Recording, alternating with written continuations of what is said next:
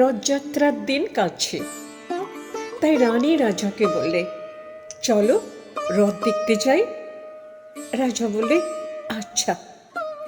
ঘোড়াশাল থেকে ঘোড়া বেরোলো, হাতিশাল থেকে হাতি, ময়ূরপঙ্খী যায় সারে সারে, আর বল্লম হাতে সারে সারে সিপাই সান্ত্রী।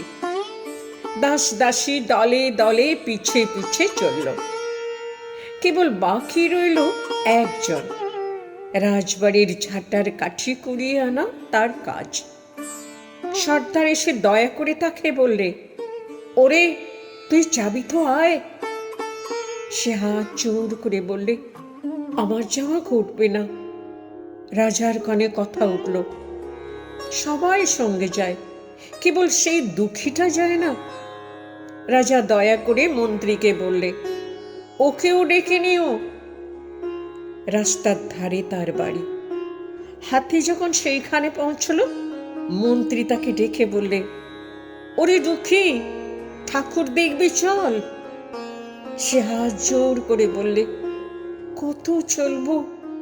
ঠাকুরের দুয়ার পর্যন্ত পৌঁছই, এমন সাধ্য কি আমার আছে? মন্ত্রী বললে, ভয় কি রে তোর, রাজার সঙ্গে চলবি।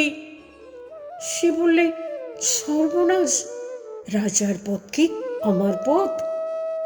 মন্ত্রী বললে, তবে তোর উপায়? তোর ভাগ্যে কি রথযাত্রা দেখা ঘটবে না? সে বললে, ঘটবে বই কি, ঠাকুর তো রথে করেই আমার দুয়ারে আসেন। মন্ত্রী হেসে উঠল, বললে, তোর দুয়ারে? তোর দুয়ারে রথের চিহ্ন কই? দুঃখী বললে, তার রথের চিহ্ন পড়ে না। মন্ত্রী বললে, কেন বলতো? দুঃখী বললে, তিনি যে আসেন পুষ্পক রথে। মন্ত্রী বললে, কই রে সে রথ? দুঃখী দেখিয়ে দিলে, তার দুয়ারের দুই পাশে দুটি সূর্যমুখী ফুটে আছে।